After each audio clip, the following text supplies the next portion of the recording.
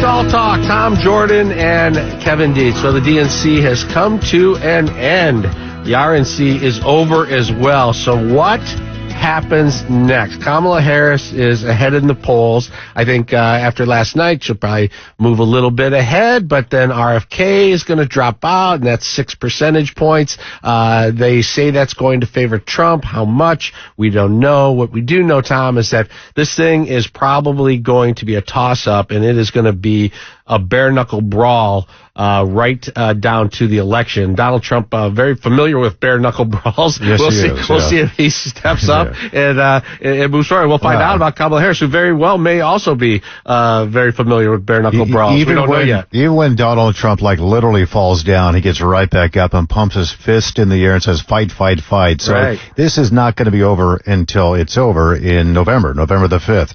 What is next? Let's talk with Dave Dulio, the director of the Center for Civic Engagement and Political Science professor at Oakland University. Dave, it's nice to have you back. Thanks for your time.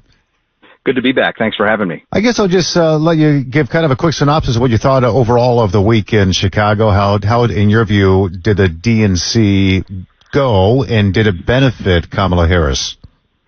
Well, I think that to a large degree, this convention was similar to many others in recent years. It amounts to a 4-day infomercial for the party and the candidate.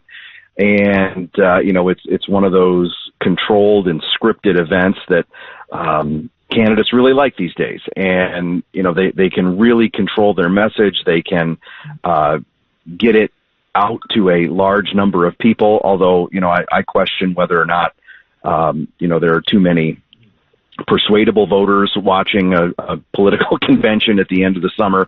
I think it's mainly meant for the base.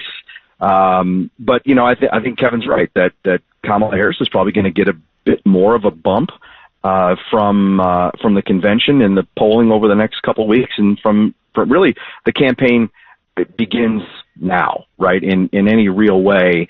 Once we're past the controlled and scripted conventions, and it's going to be a knockdown drag out for the next couple of months.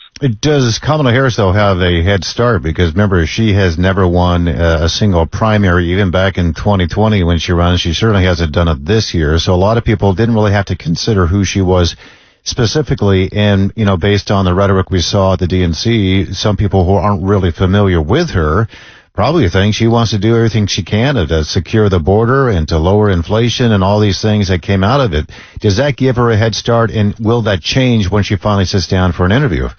Well, I think it will change, certainly, for a couple of reasons. Number one, I think the Trump campaign is going to do everything it can to drive up her negatives, and they're going to do that by highlighting her record, right, and at least their interpretation of it. And I also think that she's going to end up with a less friendly relationship with some in the media, and she's gonna have to start answering some questions, I imagine, at some point.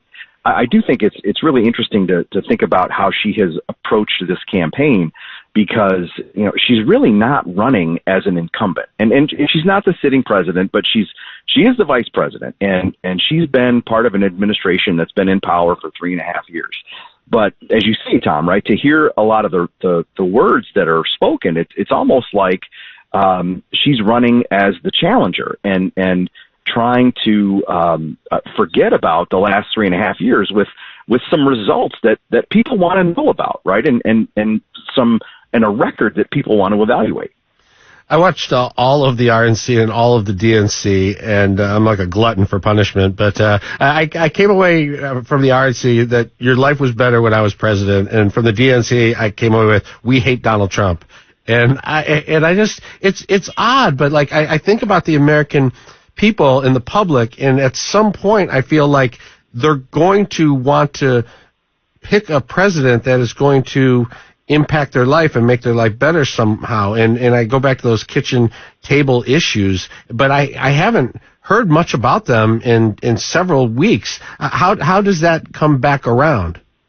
Well, I think, for sure, the Harris campaign wants to stay away from the data on inflation from a few years back, high prices.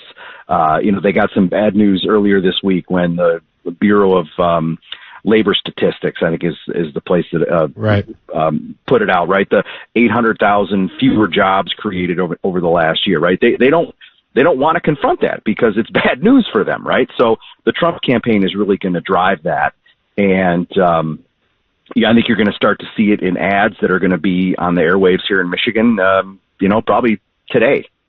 So I think this Kamala Harris, I do think it's going to continue for a bit, but I do think the debate is going to be the final reset. Do you expect much will come out of a debate, or can you sort of filibuster around issues in a debate?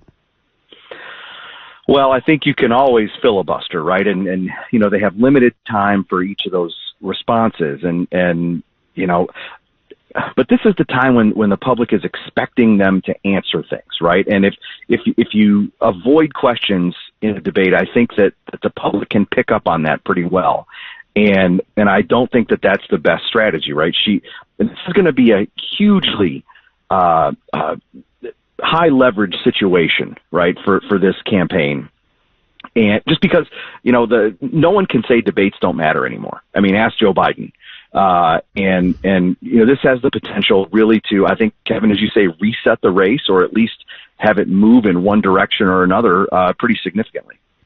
Here in Michigan, Pete Hoekstra, the Michigan GOP chair, he's been highlighting the damage that the Biden-Harris policies have done to the economy here in the state, but you can make the argument around the country that's been the case as well. So how is she going to deal with that, do you think? I mean, what responsibility does Kamala Harris bear for these outcomes and inflation? And why should voters believe that she's going to reverse all those policies that came about under, basically her administration? That's a fair question, right? I think that she's going to have to confront that. And she would, as I mentioned, right, prefer not to. But that's every candidate doesn't want to talk about the issues or the data or the record that doesn't favor them, right? So, I think she's going to try to sidestep it as much as she can. And, she's had a couple of policy proposals come out. The one that comes to mind most notably is basically the suggestion to put caps on prices, right? And economists think that that's a terrible idea. It hasn't worked in other instances. And I think that, that sort of went over like a lead balloon. It'll be interesting if she comes back to that or tries to continue to tout that. They did for a couple of days, but then it kind of went nowhere. So RFK is going to announce at 2:00. We believe that he's dropping out of the race. We don't know if he's going to endorse Trump or not. But if he just drops out and doesn't endorse, what does that do to the race? If he drops out and endorses, what does that do? Well, I think we've seen some solid evidence over the last several weeks that RFK hurts Trump more than he hurts Harris, right? So any withdrawal is going to be a benefit to some small degree, at least for Trump. I think an endorsement certainly makes that effect larger. But at the same time, right, we have to remember that even small shifts, right? I mean, RFK is getting 5-6%. Small shifts, 2, 3, 4% can have big impacts on outcomes, especially in places like Wisconsin, Michigan, Pennsylvania, right? That is where this presidential election is going to be won and lost. Well, it's pretty crazy. I mean, you look at all these polls out here. This is a very, dead heat, essentially, presidential polls. Even once they came out yesterday, it's some have Trump ahead, some have Kamala Harris ahead. So we'll be watching it, as we know you will as well. Appreciate it so much, as always. Dave Dulio with Oakland University. Thanks, Dave. Thanks, guys.